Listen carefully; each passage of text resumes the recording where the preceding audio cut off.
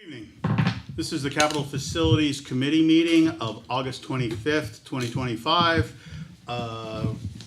The committee members that are here are Barb Higgins, Liz Boucher, Pam Walsh, and we have another school board member, Kara Meeker, in attendance. In addition, from the administration, we have Matt Cashman, as usual. We have Terry Wolf. We have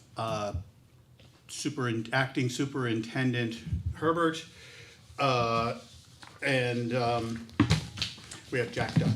So, with no further delays, then I'll just ask Matt to please start with the agenda. The first thing on the agenda is a review of our summer projects, although I hate to admit that summer is over. So do I.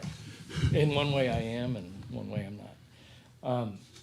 It was a very busy summer, 8 weeks full of a lot of work going on throughout the school district. I usually like to do a little show and tell and try to hit the highlights. Here's a list of the main highlights I highlighted on top of the highlight. The service entry ledge repair that we did at Beaver Meadow, of course the HVAC project, and right now currently that we just got started about 4 days ago, the CHS culvert project. But along with that, we did some fencing around the ADS pre-K area. We haven't started the process for the traffic study because we felt let's get school in session, really get a good study, but that's still on the docket. We did quite a few toilet replacements. We added outlets to broken ground to make it more usable. That was an early 1970s school, so it helps having more outlets available. We did some flooring projects throughout. We took advantage, we demoed the boys' locker room at broken ground back over April vacation, and then we just did the one, the girls' locker room, and we're converting that into a food pantry. Kyle's got it all set up. He's got tons of food, and he's going to do a nice little rollout for that. We had some cap repair, so there's a masonry cap that goes around Krista McAuliffe on the roof. We had to have some work and waterproofing done with that. We've probably heard from a lot. We had about 33 areas on the Runlet Middle School roof. We did the moisture test back in May, and then we used that as a roadmap to do physical repairs on that roof. So we'll show pictures of that as well. Heating valve replacement, we've also been doing that just to ensure going into the next several winters that we have good, consistent heat. We did some flooring. I'll talk more about the HVAC and the culvert. Again, more flooring. Automotive up at the high school, we replaced all the lights. Ann's done a really nice job with a complete upgrade to that whole entire area. We ordered some new flooring. It's not going to be in until probably October, but it's a really rugged product that's used at a lot of ice arenas, but down in the mini gym area of the high school and the base level, it gets a lot of traffic with all sorts of different athletic shoes and that kind of stuff. So this product, we're going to plan to put it in December over the break, but it's already been ordered and planned for. And then I have a picture of White Farm. I was pleased about that project. We were able to redo the whole parking lot, redo the ramp going all the way straight through all 4 buildings over there. And instead of having a dirt parking lot that was full of puddles and ruts, now we have a nice smooth parking lot that people can utilize. And here come the pictures. Some of these pictures, otherwise it would be a night full of pictures, and I knew people didn't want to do that. But this was both a top section and a lower section of the BMS ledge repair. We had to, if you look at the photo on the right, that's all new steel decking we had to put in. And then on the left, you can see the lightweight concrete we had to pour up above. That section had, over the years, really rusted out and caused some issues. So this was a good year to do it. We also extended out to the exterior portion, redid the drainage, so now we have a nice, good entry, both top and bottom, with new doors. Some pictures of some of the new toilets. Those are difficult toilets to put in. They're wall-mounted toilets, but I did want to just show you, we're slowly trying to upgrade portions of older buildings that are going to be around for a while. That upper right-hand corner picture is the girls' room that we converted into the new food storage, so that's through demo. We also put some new flooring over at Broken Ground.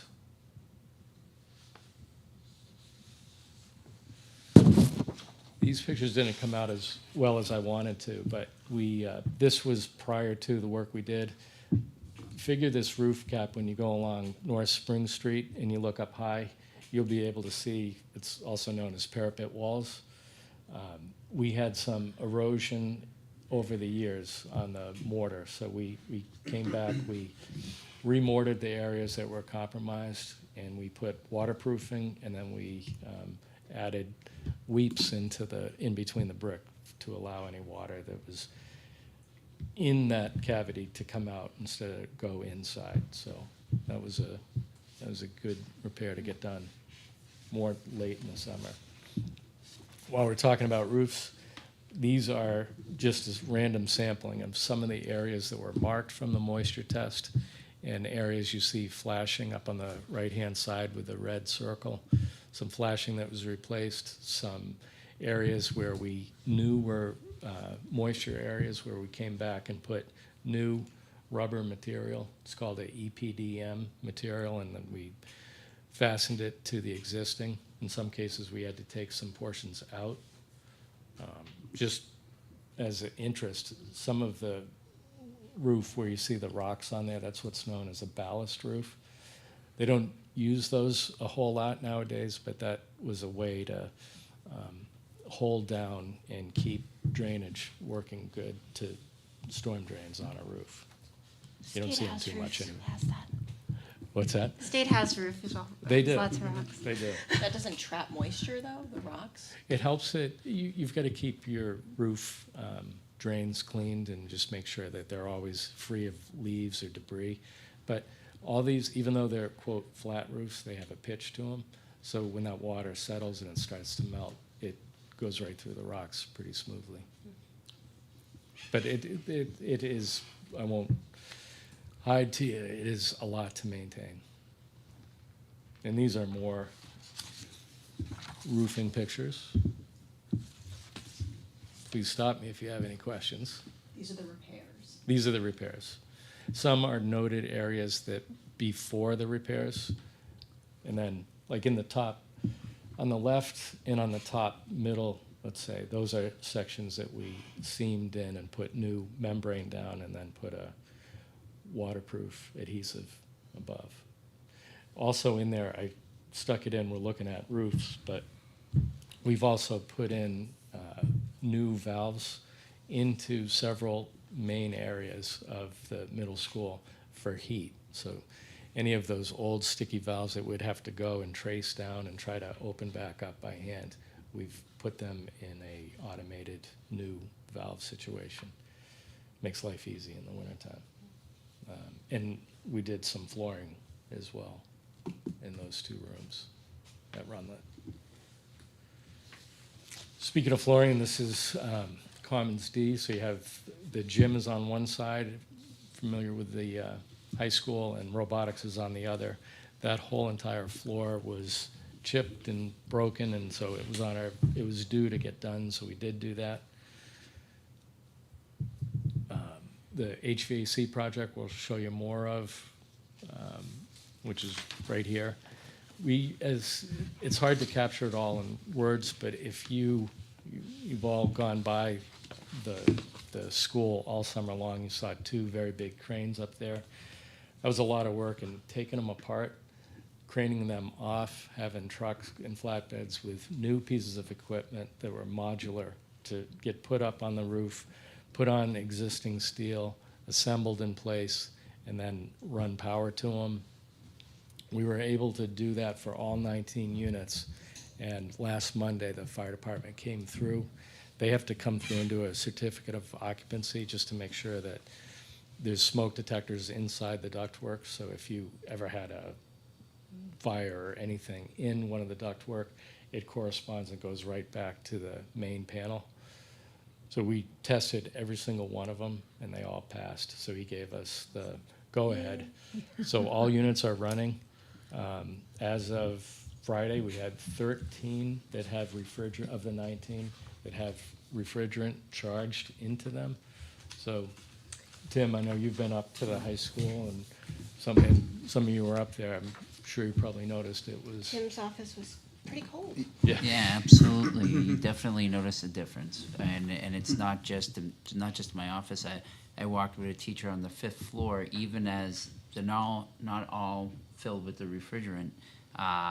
And his comment to me is, "This is the nicest it's been on this floor since I've worked here." That's- So, Well, the moisture must be on it. Sometimes it was just soupy, even if it was hot. exactly. It's like you had to walk through the hallway like this.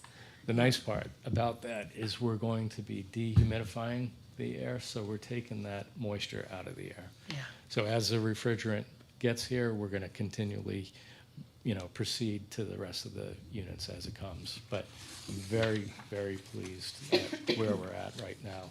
School's clean and ready for Wednesday. Everyone's done a great job on that.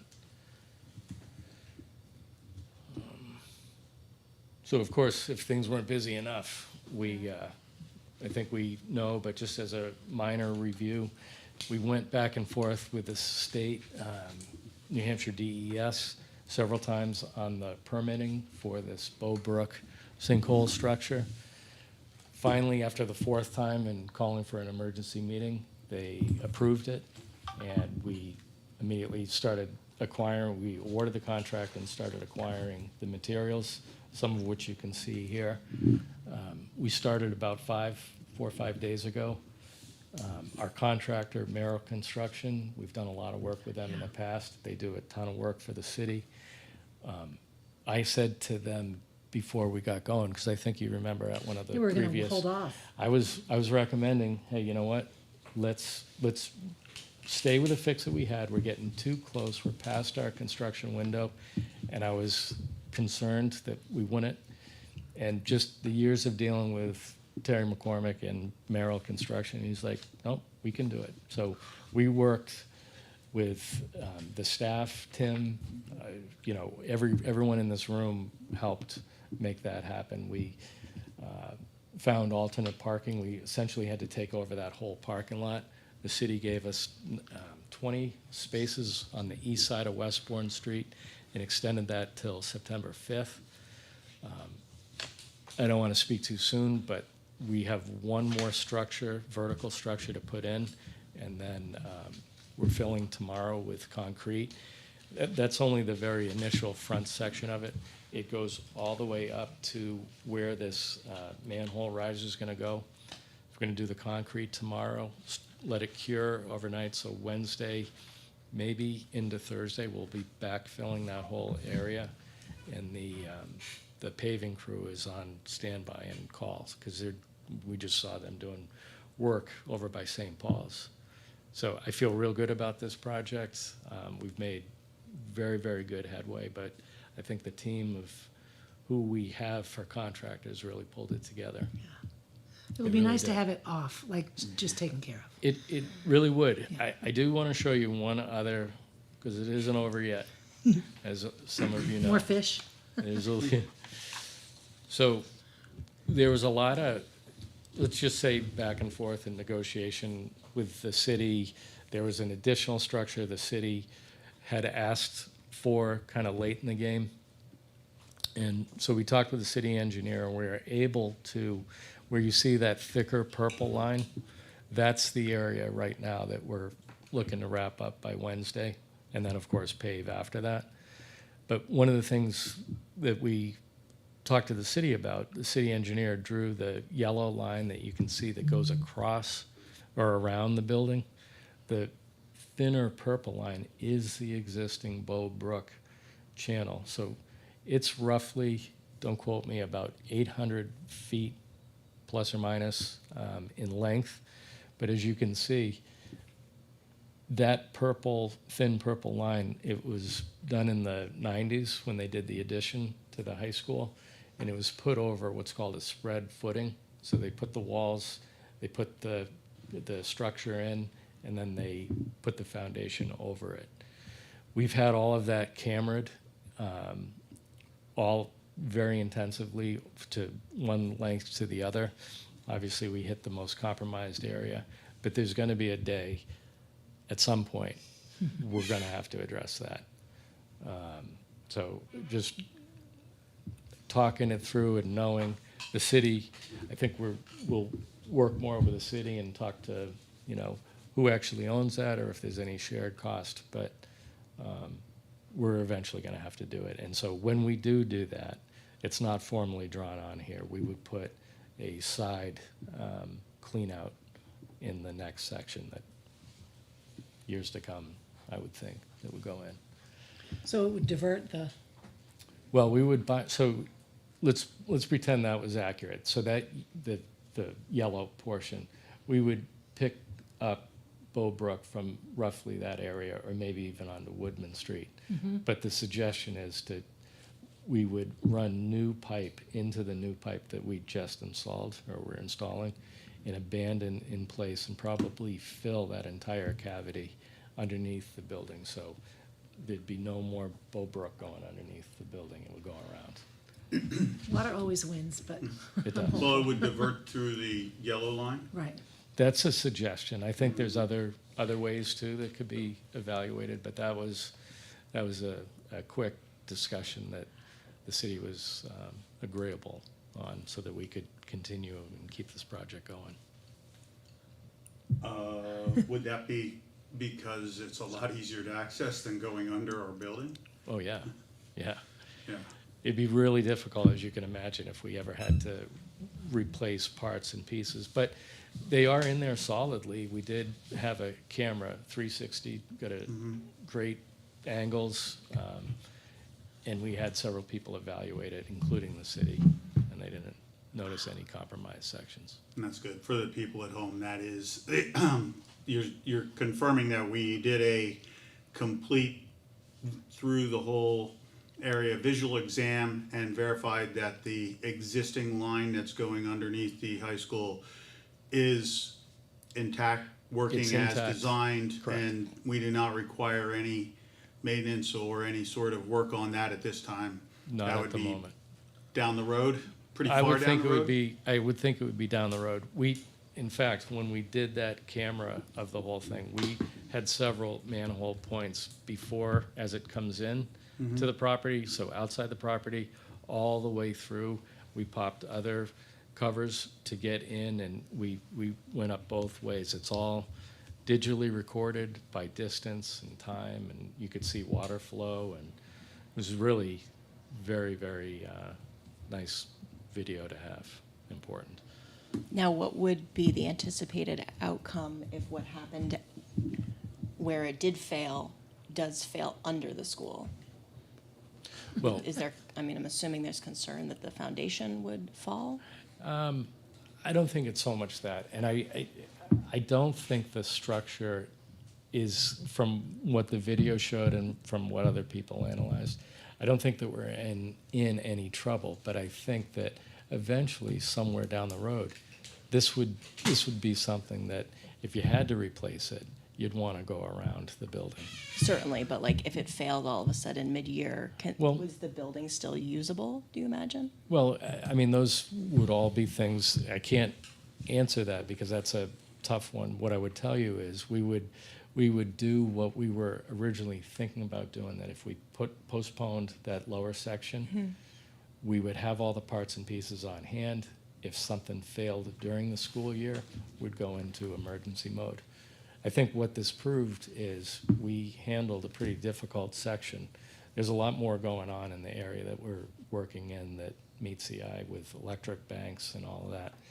But I think what has shown itself time and time again is we have contractors that can mobilize quickly and get a situation taken care of in a very short amount of time. Do we have a regular inspection schedule that every few years, we check this out? I think Need we- to do that? I think we should do that. We haven't, unless there's been a problem. But we certainly can go back after this new structure's in, have it documented with a camera, and we could do another look and see. I mean, it just feels like something we would Yeah. want to get on a schedule every think X we- number of years. We take a look so that we're not surprised with a problem. I think it opens for a good discussion with the city too, because I think that data, I mean, think of if it's about 800 feet, that data that we're providing, we're handling the water while it's on our property. But it exists before the property line, and it exists well after the property line, so. I know I'm gonna regret asking this, but I still will ask it, and I don't know that you were around, but why would they have run this under the high school in 1990 Well, they just built it on top of the, oh, why not reroute it Why back not then? reroute it Yeah, back well- then, or why did they do I that? wasn't Same, around. 1971 Memorial Field, same thing. I was alive. But I wasn't around here. Talking with some of the prior people, all we can surmise is it must have been a cost thing, Oh, yeah. because it would have, they probably looked at, okay, here's a foundation. This is an obstacle in the way. How can we? What are some options here? So by putting a spread footing down, giving it a dedicated channel, that probably was a main ingredient to why they did that. But there's still some folks around, and we can ask that. Just curious. It probably was, they looked at it and said, well, it's gonna last for 50 years, so. We're 30 good. years in, I so- know. So All right. that's That's kind good. of about right. Yeah. That's my guess for not being here. A lot of times, sometimes in construction, money is the main cost of. And we just like building our schools over brooks and Brooks. Of streams course. and rivers. It's interesting. We are a town full of them. We are, but Well, it's where the land was cheap. Yeah, exactly. So, but the big thing I'd want to stress is we've done the inspection. We don't see any failures or any issues No, and- right now. We don't. The company that we had do it is Wind River. They do this for a living. They inspected it. The city engineers inspected it. We had sent that to the state, but I'll check up with them just to make sure. But, I mean, the rest of the structure looked good. The area that we really wanted to target was this area now, because we saw the failures that were occurring on the surface. And then when 2 summers ago, when we uncovered that, we were able to verify that, yeah, the mortar that was in between the granite had given way and caused, water and drainage to go in. So I feel real good about where we're at right now.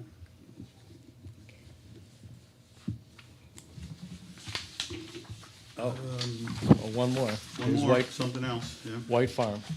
So there's a little prep beforehand, so we leveled the whole surface, got it all compacted down with crushed stone and proper materials, and then that's actually a base coat, and we just had the finish coat about 2 weeks ago, so the folks that work up at White Farm are thrilled. Having driven in the mud, I think that's back when my kids were going there. Matt, can you just touch base for people who might be watching or aren't familiar with our White Farm buildings? What are those buildings used for the district? And I'll let Tim dovetail in. They're for the access program. So students that are having a little difficulty transitioning, this is a place where they can learn life skills. There's cooking in there. They have outside gardens, so they learn about gardening. Next time you drive by, there's a little octagon building and a little hydroponic inside with fish and plants, and it's really a nice program. Yeah, in addition, we utilize it with our STEM coaches to do some authentic learning experiences with science and biology, and we've had the fish tank up and running with a partnership with New Hampshire Fish and Game, and we do grow inside the greenhouse down there as well. Yeah, I'm familiar with some of the science facilities At one time, I think I had a third grader lift me with a lever. Well, I had Just, that was fourth grade. Oh, is that fourth grade? Yeah. Who lifted me Levers. with a lever just to, show it takes very little effort if you have the right tools, even to lift someone my size. Penguin Olympics. So, do they still do the snowshoeing and some of the outdoor items? Yeah. I believe they do. So, Yeah. so we use it for a lot of outdoor as well as science Cross items. country. Yes, Yeah. good.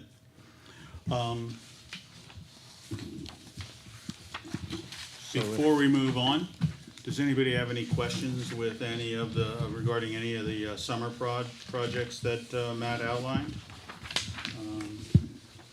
Matt, I think you answered most of mine. I will ask on the Beaver Meadow entry, the service entry ledger pair. So now it doesn't leak into that doorway anymore? It doesn't. I would have filled you with all sorts of pictures tonight, but I took every step of the way so that after that decking, we put a weatherproof membrane down, a sticky membrane, and then we put rebar in. We pinned it on the sides and on the base, and then poured a nice solid foundation piece. So it's sealed up solid. And then when you go outside, it was cantilevered to the brick wall, so there was a little bit of a separation, but we've sealed that up with professional caulking that's elastic, so it changes with the temperature. It sticks and stays in shape. So the service entrance is on the upper level, which I guess Well, would be yeah, ground it's- level for parking, and that's where they bring in all of the food items. That's right next to the cafeteria, correct? So, yeah, so picture you're driving into the site, and as you're coming up to it, there is a service by the dumpsters, but it's two-story, because Beaver Meadow is two-story. So it's the upper and lower, so they use it for food service. Usually they go right into the kitchen entry, but they also utilize that other entry for furniture, any other sorts of things, and employees go through that upper entry and occasionally down through the lower entry as well by the gym. The lower entry is right next to the gym Next to and the the gym. music room, correct? That's correct. Good. And we have the card access for both upper and lower doors. It's good. It's just another way in and out of the school for outside recess or coming to work or leaving at the end of the day.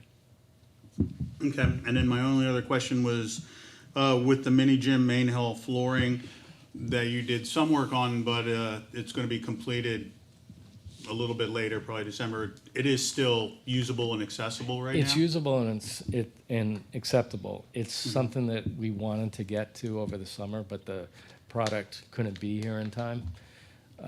So oftentimes, if we can't get something done because of that type of a circumstance, we'll push it to either a Thanksgiving or a Christmas break or a April or February break.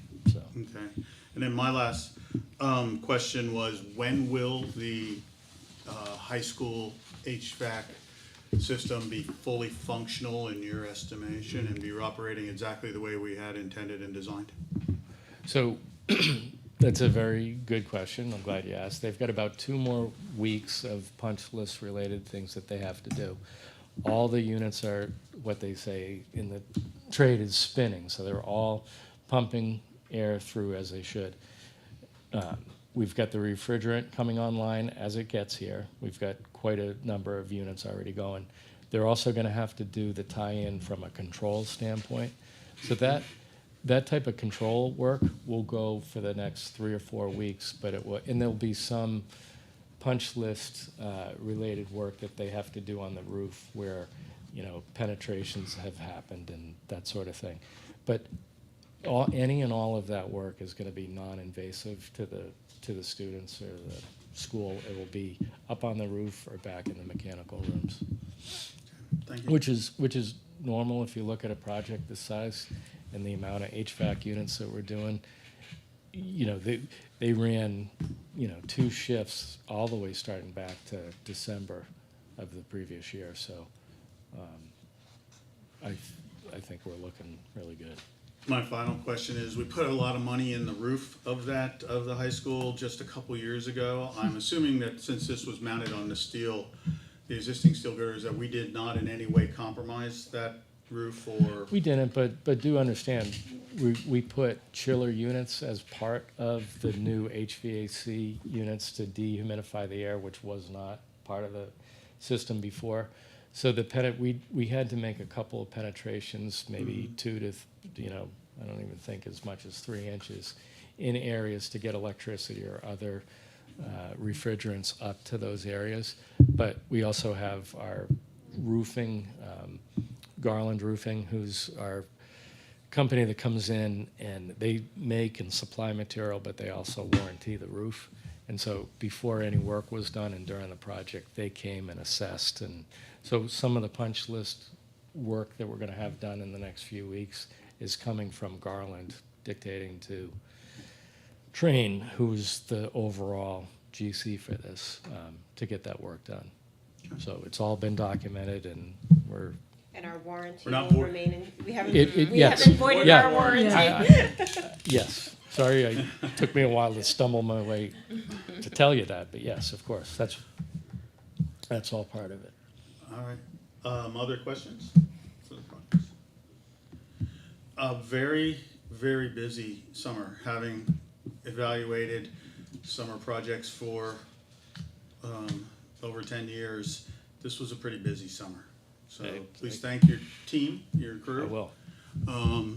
As well as the folks here, including Jack, I know, who works on this quite a bit because he's keeping track of the money. He sure is, So, let me tell you. I know he does. So, this was a good summer. Anybody have anything else on this topic? Let's move on, Mr. Cashman. All right. I assume we are next going to talk about the, let's see, the OPM. Yes. So as you recall, we're obviously working on the middle school project. The costs are being worked on right now, design development with the architects. Those plans were submitted, I think back on the 15th. So they're being independently reviewed by Harvey and also PM&C, which is another evaluating firm. One of the things that we had talked about throughout the process, or some members of the public had mentioned about having OPM. So I worked a lot with Kathleen. We did up a RFP, request for proposal. We sent that out sometime in June. I'd say early, mid-June, maybe. Is that about right? And then we received the responses back late July. I might be off a little bit, but we received the responses late July. And in my last correspondences leading up to this with Kathleen, we felt it would be important to bring forward what we had because it was requested. We had 3 firms respond to it. They put, as you could see, but I need to kind of walk through this a little bit. They put costs and fees associated with it. So I think one of the 3 broke the timeline out to a 61-month process. That would be starting right away in pre-construction and going all the way through. So in doing that, I needed to try to compare apples to apples as best I could. I worked a lot with Jack on this. So why don't we just get into it so we can kind of look at the 3 different proposals. It might be easier to explain. You had Joven Consulting, Left Field, and Trident. So some of them, like take for instance Left Field, they included pre-con, construction, and closeout all within a range, which is, they were the highest, 3.2 to about 3.9. Trident was the second highest. They broke it out into their phases. So they had the pre-con of 669,250, construction phase 2,047,000, and the closeout of 150,000 59,000. So you could, we contacted Jobin. We had, I think I included it in your package. Theirs was a little bit more difficult to figure out at first pass because they listed an hourly rate for their pre-construction. So we kind of, how do you figure someone's hourly rate? If one person's figuring they're looking at, 15 months for pre-construction, let's at least bring it up to apples to apples. So we did that. And the second page of the Jobin, you can see they put their numbers to what, as a benchmark, what other people or another, firm on here, what they would put out as their sum. So, But I did notice that their revised proposal, their construction phase increased from $10,000 a month to $15,000 a month. For the When we- construction phase. Yes, Yeah. their original had it at 10,000 and the revised had it at 15. I had not talked to them since they sent this because Okay. I knew I'd be coming in front of the board and Okay. I wanted to see if there was any initial questions. I mean, you have a rough layout of the different levels of pricing for this. Did you, I guess, have you done reference checks or review, talked to them? I have not yet because I Okay. kind of wanted to get a direction. I felt like we were in a little bit of a, holding pattern in a way because we are waiting on the cost, from the architects for the Yeah. design development phase. I certainly I wanted to kind of get direction on next steps of what to do at this point. Adding another 4 million to the project seems like a lot, but I don't know whether 885,000 gets us any value, so I guess that's my. That was as, and this is the first I'm seeing this, but just listening to some of the other things, that is my concern. I'm a little bit concerned that Jobin has lowballed it a little much and would be coming back with revised numbers, or their scope of project would not be necessarily what we were looking for. We probably have to look at some more into it. But I thought they were coming in pretty low compared to everybody else, so. I could ask a Go clarification ahead. question on the RFP itself. Did you, when you put out the RFP, did you provide any information about the project other than like sort of general timeline, or did you ask them to seek out the public documents provided by the architect in order to build out what they saw as a 41-month project or whatever it is they proposed? We didn't want to handhold too much because we didn't even really know Yeah. yet. We were still early on in the phases, but we did, with Terry's work, we have everything online, Right. everything documented. So when you look at a couple of these, one had it, is a shorter duration than another one is. So again, knowing what our next steps are, we can start driving that a little bit more and find out more detail. But all that to say that the bids that are before us are not necessarily based on something that you requested in the RFP as far as timeline and total cost, but they had the opportunity to explore the public documents to sort of get the story for themselves. Is that? They definitely did. Okay. Yep.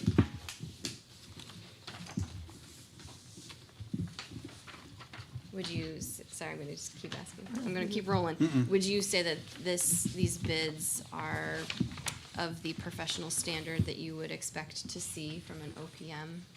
Well, I think when we talked about this originally, I said they can run about 3 to 4% of total project costs. We don't really have a total project cost now, knowing that we have the numbers that we're going to be looking at in a few weeks. I would say that probably all three firms are obviously qualified to do it. It does bother me a little bit that there's a sway in the numbers, between one and the other two. But the other two are, that is adding cost onto the overall project, and, you know, everything that I've seen us talk about, discuss in building committee meetings are to bring the cost down. Where is Trident located, do you know? I think Trident, I know they're in New Hampshire. It's located in Salem. Oh, Salem. thank you. This is how schools get built on top of streams. Hey, that culvert is holding. Yes, it is. the But, I only mean, it three. makes, you know, you look, Yes. it's like, what do we do? What do we do? Yeah. Were these Jobin the only is- 3 OPMs that came back? I Those know- were the only 3. We made it public, and we mailed them out to the people on the list. I think we I can find out exactly who we sent it out to. I'm pretty sure we did send it to Jobin and Trident. Because there were some the that were fields. listed on the original document that were not, that didn't come back, so I just. Right. Some firms may look at the size of the project and say, or they may look at their schedule, or you never know. It's hard to predict what makes people go after a project versus not. I think it's also important to note that this wasn't a requirement for building a school until the last couple of years. And also what we had received before is that per the RSA, Matt Cashman meets the requirement for. Yeah, we called OPM. the DOE and got clarification, because it was my understanding the history of this is that Unity brought this on when they had their issues at their school and how that was developed.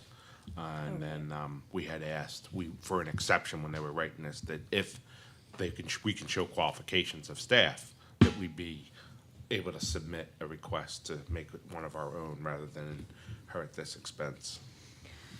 So, just a minute, and then, so to follow up on that, yeah, previously we had used Mr. Cashman, who is qualified and has done this in the past. And I think in initial planning, we had at least taken that first step for doing that. As a matter of fact, I think part of the structure of your department and staffing was with this in mind. Right. This has come up from the request from at least one community member. We're looking at it, but it does add a cost. I noticed that the left field folks know they're a little higher than everybody else. They say they're a little higher than everybody else, and they say it's a matter of what they bring to the table. Right. They also looked like they could make some adjustments if we changed our timeline a little bit. So some things to consider if we, and when we go forward. Go ahead, Ms. Meeker. Actually, you touched on my question, which is around left field, which I'm reading here includes a project management team, really. They're talking about having the executive, the manager, senior project manager, as well as the former superintendent of schools as a consultant. So, the sort of just looking at the dollar amounts isn't maybe enough to get the whole picture, which is that it sounds like as a district, we have the option of adopting like a team policy rather than a single manager, where if we believe that that is to the benefit of the district, to have really a team, then from my perspective, I'd love to know like what would the team do versus a single. And I assume like the team is, they're saying we'll have a full-time clerk, and then the team are consultants who are working on a So clerk of the works, but we'll. if we were going to manage it here, I'd serve as the OPM. We'd hire the construction company. I would tend to think it would be Harvey because they're doing the pre-construction, but we did put a window in there if we wanted to bid that back out. We've seen the level of involvement that Harvey has had, from estimating to the depth of construction that they have done.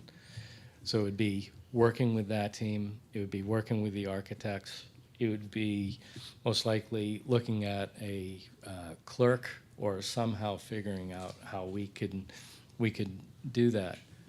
But again, when I think back to building the elementary schools, we had weekly meetings, sometimes more than weekly, but they were job meetings in a trailer, and we had the whole, back to the team concept, we had the Harvey folks, we had the HMFH folks, we had any specialty trades that were intricate to what we were doing or what we were planning on for the following, 2-week look ahead. So it's stuff that certainly other firms out here, and that's what you're seeing right here, could do. But it's something, I'm familiar in doing. So it's really whatever the board wants, the direction we'll follow. My question is, so if you were this person, now who's doing your district stuff? So we hired Brian Martin, who Right. was a facility manager. He's turning a year old, not, you know what I mean, in October. Yeah. So So he's here already. he's here already. He definitely has been a big help to us. It takes a while to get to learn the district. We've got a lot of properties. We've got a lot of people. We've got a lot of new systems and old systems, so that takes time. So that's stuff that we work on daily. But again, $17 million HVAC project. I mean,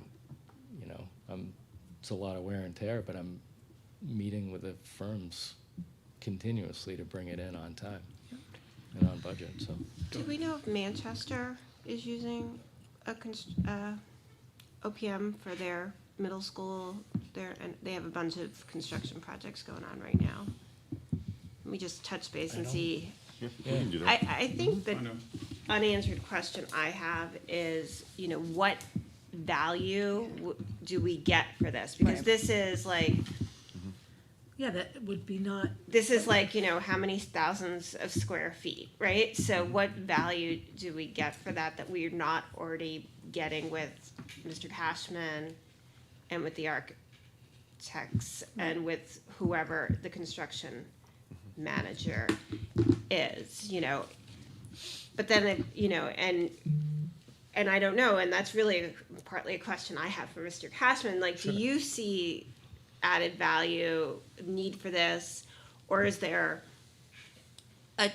because we're a bigger, more sophisticated district, is there a sort of cheaper option that gets you a little bit of backup, whether it's just somebody to call and run things by, a consultant maybe. a consultant that's not, I think there is. I think there's a lot of folks over the years that I've gotten to know and that could help with that.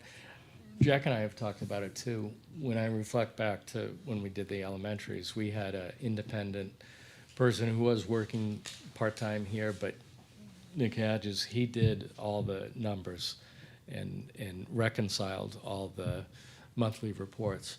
That was extremely helpful. That would be an area where, talking with Jack, I would think would benefit the district quite a bit. But constructability, doing the job, getting teams to work, and producing a finished product, I feel 100% confident that we could deliver that. Can I follow up on that? We currently have Harvey Construction. They've built schools, they built a lot of things around. They're certainly recognized as one of the leaders with regards to commercial buildings. What advantage would the OPM bring over the input and the advice that we are currently getting from Harvey Construction and that we plan? And I assume that we are planning that Harvey will be with us for at least through the construction phase. So I'll say the district has worked very well with Harvey in the past, doing the 3 elementary schools. We did the steam to gas conversion at 4 of our 7 schools. They did the high school. They did the high school. So I think they're more than qualified. I'm not 100% convinced, but this is just me talking. It's your decision. I'm not 100% convinced what someone else could bring to the table, knowing that we have a really good team put together.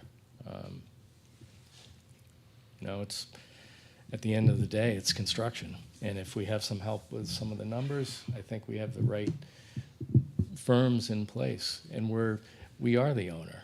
we're going to be there. I sometimes I think when you bring someone else in, that's great, and there's no criticisms about doing it, but I'm trying to do it in the best lens for the district, so.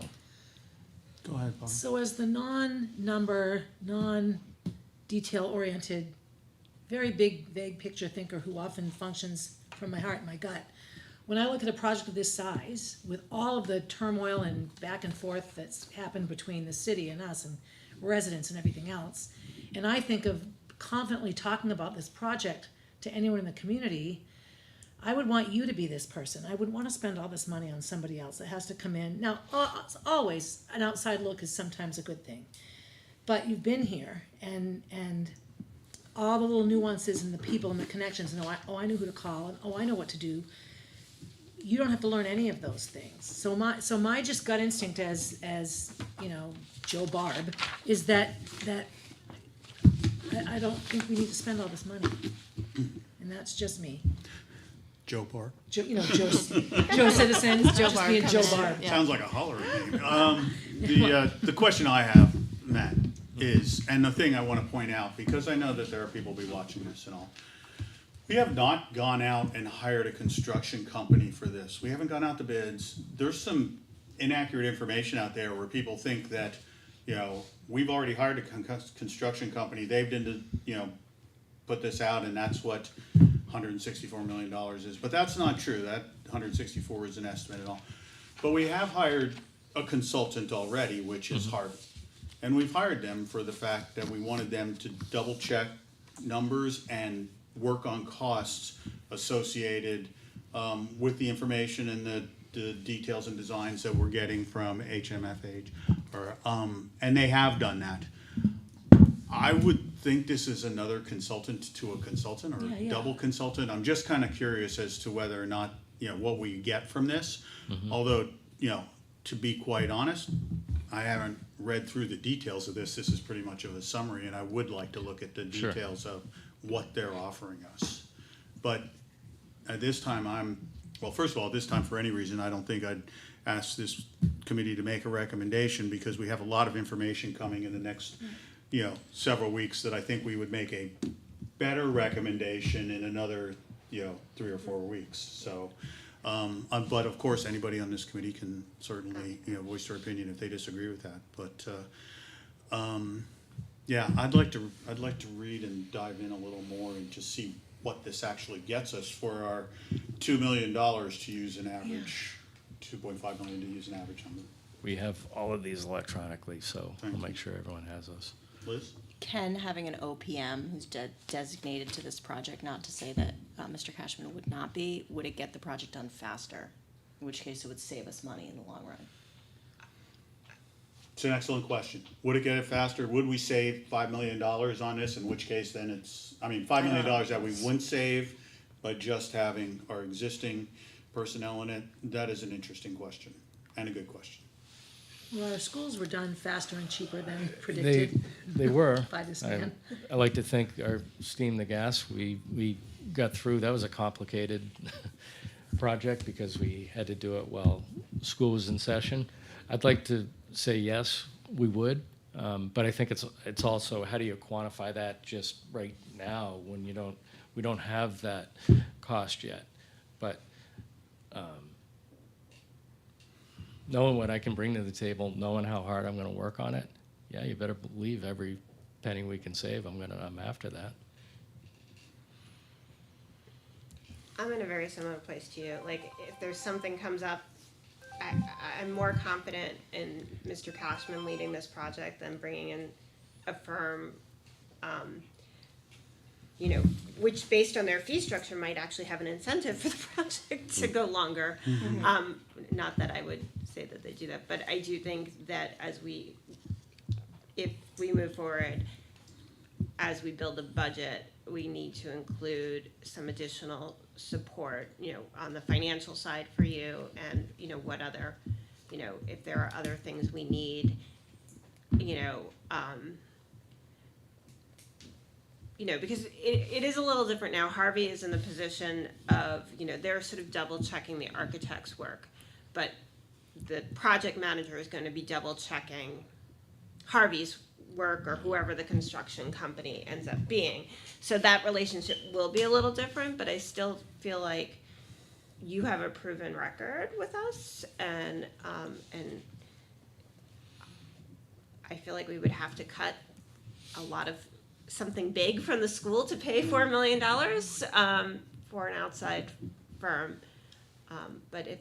But you know, I think if there was a consultant or something you thought you needed on an hourly basis to sort of Sure. help you or to double, you know, then I think that would be an expense worth paying. Right.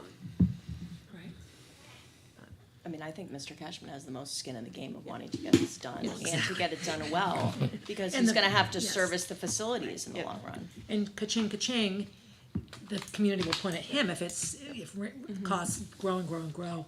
He'll get yelled at. He doesn't want to get yelled at. You know? I am curious to know what Manchester is doing, because they have, Yeah. We can find out. And get some more information on that. I'm certainly confident, well, first off, Mr. Cashman isn't just our facilities person. He is qualified as a owner project manager for large-scale projects. That's one bit of information and data that I factor into this as well. And having been here through the management of the STEAM project, which was not only pretty significant in scope, was in a very, very tight, unexpected timeline. I think he has demonstrated the ability. I get concerned at a point where we are now thinking about cutting things out of our middle school to reduce the cost. I hate to think of cutting another thing out just to have a redundant position. Not knowing if it'll save us, you know, $500,000, $1 million, $250,000, $2,500. We have absolutely no idea. Or 6 cost, months. or not even. Maybe it'll save us. Yeah, or maybe not any of that. So, Right. yeah, that's where I stand. Like I said, I didn't anticipate having a vote or bringing this at this time, but does anybody disagree with that? No.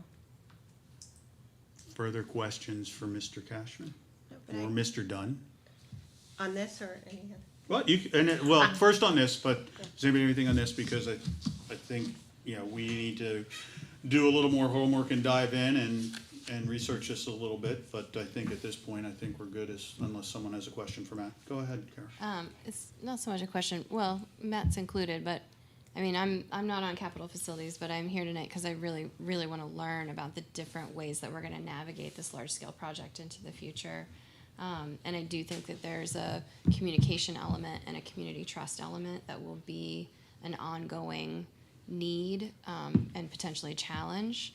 I was curious to see the proposals that, you know, would the owner project manager have a communication plan or a community outreach plan as part of their bid? I'm not seeing a lot of detail here, but I would say that if we do go internally, that I do think that there's a lot of misunderstanding around the numbers, that as they roll out, people are like, well, that's not the same number that was, you know, and so I don't ever want to discount someone's concern about why numbers change. I want to work really hard as a district and maybe invest, you know, supportive funds to get that communication plan if a firm like this isn't feasible or needed. I don't know, was there any other, well, you're gonna send around. We're gonna send. Yeah, if there was more on communications. Okay.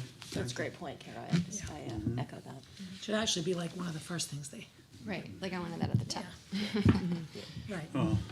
And, you know, if the community feels like this is something, we'll feel really good about this, the question is are they willing for a higher price tag even over what we have now?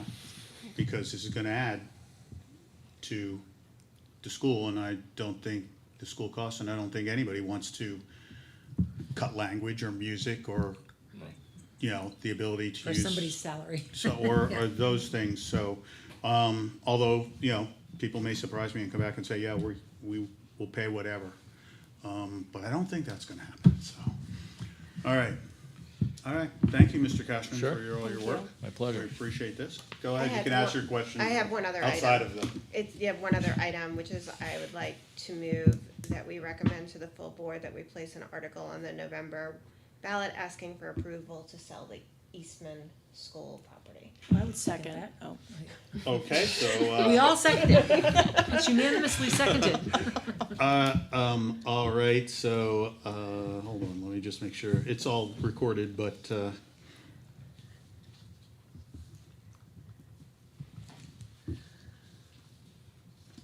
I gave Barb the second, sorry, it was a tie. All right, discussion. I just think we're at a point with that property that we've been talking about selling it for a number of years.